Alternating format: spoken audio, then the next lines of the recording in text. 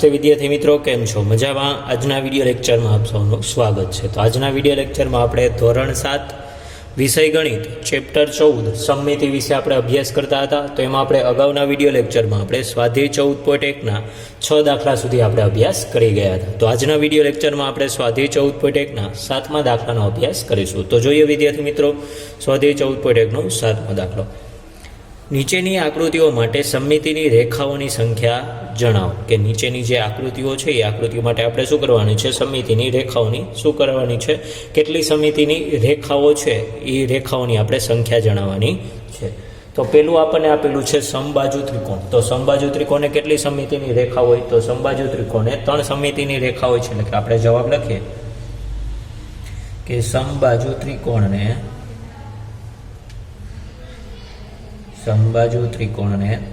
3 સમમિતિની રેખા હોય છે. સમમિતિની રેખા હોય છે. કે સમબાજુ ત્રિકોણે કેટલી સમમિતિની રેખા હોય છે? તો સમબાજુ ત્રિકોણે 3 સમમિતિની રેખા હોય. ત્યારબાદ બીજું, સમદ્વિબાજુ ત્રિકોણે કેટલી સમમિતિની રેખા હોય છે? તો સમદ્વિબાજુ ત્રિકોણે કેટલી સમમિતિની રેખા હોય? એક જ સમમિતિની રેખા હોય છે. એટલે કે અહીંયા આપણે લખીએ કે સમદ્વિબાજુ ત્રિકોણને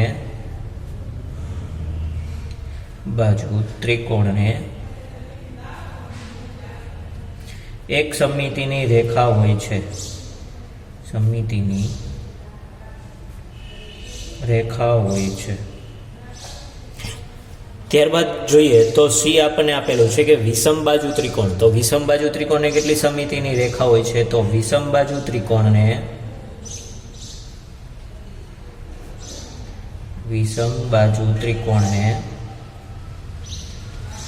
કેટલી સમમિતિની રેખા હોય? તો વિષમ બાજુ ત્રિકોણ એકય સમમિતિની રેખા ન મળે. એટલે કે વિષમ બાજુ ત્રિકોણને 0 સમમિતિની રેખા હોય છે.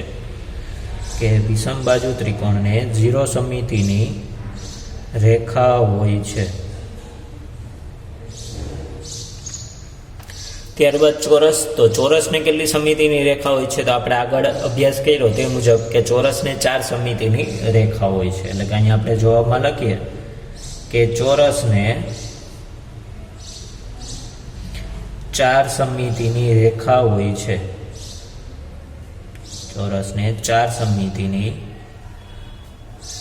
રેખા હોય છે. કે ચોરસને કેટલી સમમિતિની રેખા હોય છે? તો ચોરસને 4 સમમિતિની રેખા હોય છે. ત્યારબાદ આગળ આપણને આપેલું છે લંબચોરસ. તો આપણે આગળ માહિતી મેળવી તે મુજબ લંબચોરસને કેટલી સમમિતિની રેખા હોય છે? તો લંબચોરસને 2 સમમિતિની રેખા હોય છે. એટલે કે અહીંયા આપણે લખીએ કે લંબચોરસને 2 સમમિતિની રેખા હોય છે. કે લંબચોરસને કેટલી સમમિતિની રેખા હોય છે? તો લંબચોરસને 2 સમમિતિની રેખા હોય છે. ત્યારબાદ આવશે સમબાજુ ચતુષ્કોણ. તો સમબાજુ ચતુષ્કોણને કેટલી સમમિતિની રેખા હોય છે? તો સમબાજુ ચતુષ્કોણને 2 સમમિતિની રેખા હોય છે. એટલે કે અહીંયા આપણે લખીએ કે સમબાજુ ચતુષ્કોણને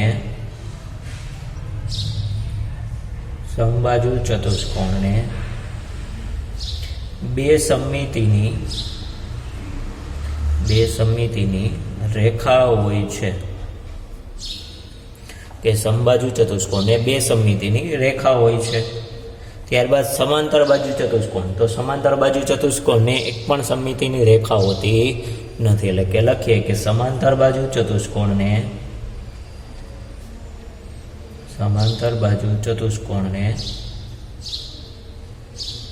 એક પણ સમમિતિની રેખા હોતી નથી. એટલે કે સમાંતર બાજુ ચતુષ્કોણને 0 સમમિતિની રેખા હોય છે. 0 સમમિતિની રેખા હોય છે. ત્યારબાદ ચતુષ્કોણ. તો ચતુષ્કોણને પણ કેટલી સમમિતિની રેખા હોય? તો ચતુષ્કોણને પણ 0 સમમિતિની રેખા હોય છે. કારણ કે એક પણ આપણે સમમિતિની રેખા દોરી શકીએ નહીં. એટલે કે આવશે ચતુષ્કોણને 0 સમમિતિની રેખા હોય છે. 0 સમમિતિની રેખા હોય છે. ત્યારબાદ આપણને આપેલું છે નિયમિત ષટકોણ. તો નિયમિત ષટકોણને કેટલી સમમિતિની રેખા હોય છે? તો નિયમિત ષટકોણ છે એટલે કે 6 બાજુ હશે તો એને કેટલી સમમિતિની રેખા હોય? 6. એટલે કે નિયમિત ષટકોણને નિયમિત ષટકોણને 6 સમમિતિની રેખા હોય છે. 6 સમમિતિની રેખા હોય છે. ત્યારબાદ વર્તુળ લઈએ તો વર્તુળને કેટલી સમમિતિની રેખા હોય છે? તો વર્તુળને અસંખ્ય સમમિતિની રેખા, કારણ કે આપણે કોઈ પણ ભાગ તેને સમમિતિની રેખા દોરશું તો દરેક ભાગ શું કરશે? 2 સરખા ભાગમાં વિભાજન કરશે. એટલે કે વર્તુળને અસંખ્ય સમમિતિની રેખા હોય છે. કે વર્તુળને અસંખ્ય સમમિતિની રેખા હોય છે. કે વર્તુળને કેટલી સમમિતિની રેખા હોય? તો વર્તુળને અસંખ્ય સમમિતિની રેખા હોય છે. અહીંયા આપણે 7મો પ્રશ્ન પૂર્ણ કર્યો. હવે જોઈએ 8મો પ્રશ્ન. હવે અંગ્રેજી મૂળાક્ષરના કયા અક્ષર પરાવર્તિત સમમિતિ ધરાવે છે? એટલે કે અરીસામાં મળતા પ્રતિબિંબ સંબંધિત સમમિતિ ધરાવે છે તે આપણે કહેવાનું છે. કે અંગ્રેજી મૂળાક્ષર જે 26 છે એ 26 મૂળાક્ષરમાંથી કયા અક્ષર પરાવર્તિત સમમિતિ ધરાવે છે, એટલે કે અરીસામાં એ સમમિતિ ધરાવે છે એ આપણે કહેવાનું છે. કે ઊભો અરીસો રાખવામાં આવે તો કયા અક્ષર પરાવર્તિત સમમિતિ ધરાવે છે તે, આડો અરીસો રાખવામાં આવે તો કયા અક્ષર પરાવર્તિત સમમિતિ ધરાવે છે તે, અને આડો અને ઊભો એમ બંને અરીસો રાખવામાં આવે તો કયા અક્ષરો પરાવર્તિત સમમિતિ ધરાવે છે તે આપણે કહેવાનું છે. એટલે કે ઊભો જો અરીસો રાખવામાં આવે તો ઊભા અરીસા વડે નીચેના અંગ્રેજી મૂળાક્ષરોમાં શું જોવા મળે છે? આપણને પરાવર્તિત સમમિતિ જોવા મળે છે. એટલે કે અહીંયા આપણે લખીએ કે ઊભો અરીસો રાખવામાં આવે તો કયા અક્ષરો, એટલે કે કયા અંગ્રેજી મૂળાક્ષરો પરાવર્તિત સંબંધિ ધરાવે છે તે આપણે અહીંયા લખીએ. તો ઊભો અરીસો રાખવામાં આવે તો એ, પછી એચ, પછી આવશે આઈ, પછી એમ, ઓ, પછી ટી, પછી યુ, વી, ડબલ્યુ, એક્સ અને વાય. એક્સ અને વાય. તો આ શું કરે છે? ઊભી પરાવર્તિત સમમિતિ ધરાવે છે. એટલે કે અહીંયા લખીએ કે ઊભી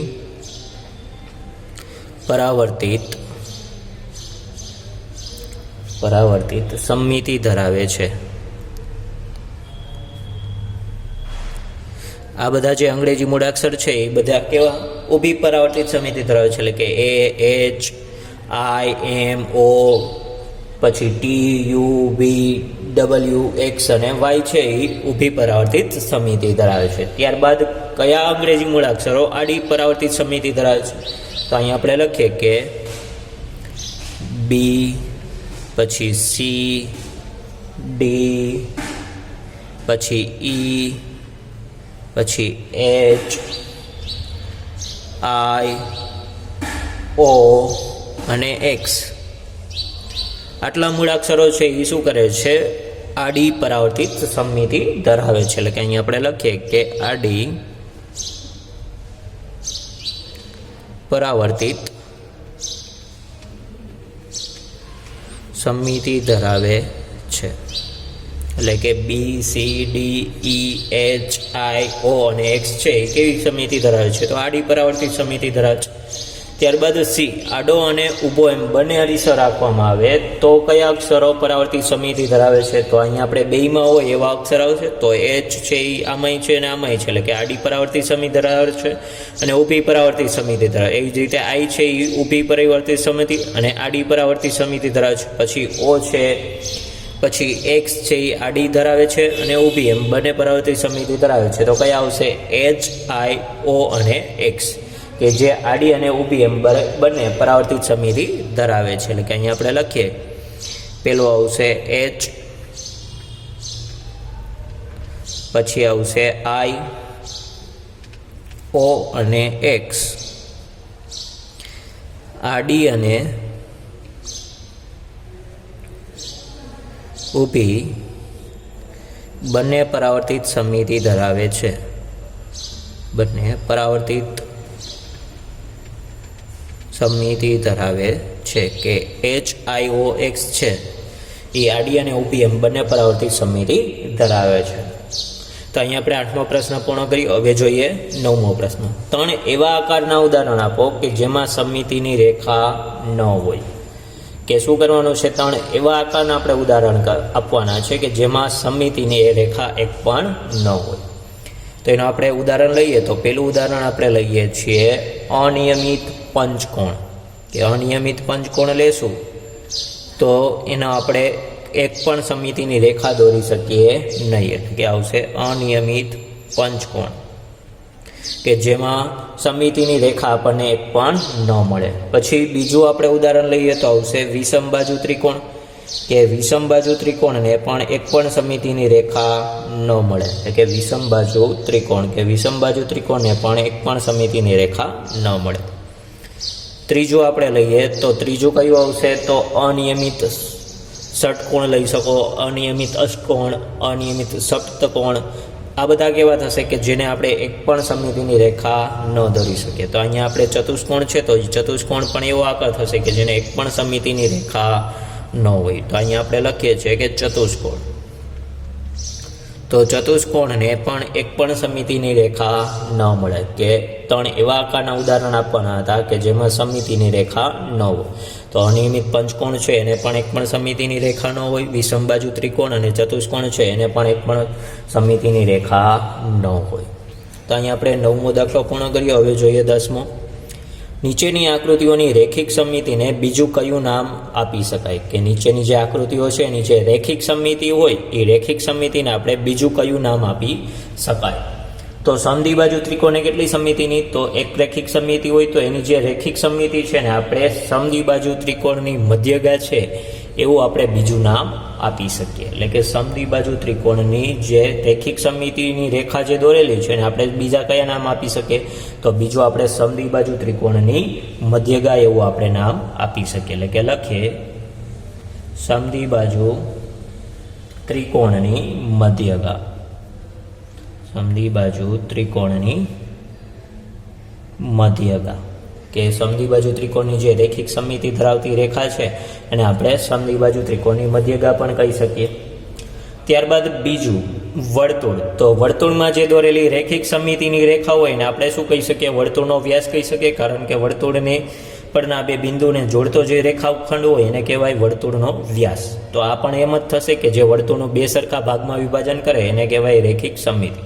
તો આનું બે સરખા ભાગમાં વિભાજન કરતી જે રેખા હશે એ શું થશે? વર્તુળનો વ્યાસ થશે. એટલે કે વર્તુળને જે સમમિતિની રેખા ધરાવતી હોય એને શું કહેવામાં આવે છે? બીજું તો એને કહેવામાં આવે છે વર્તુળનો વ્યાસ.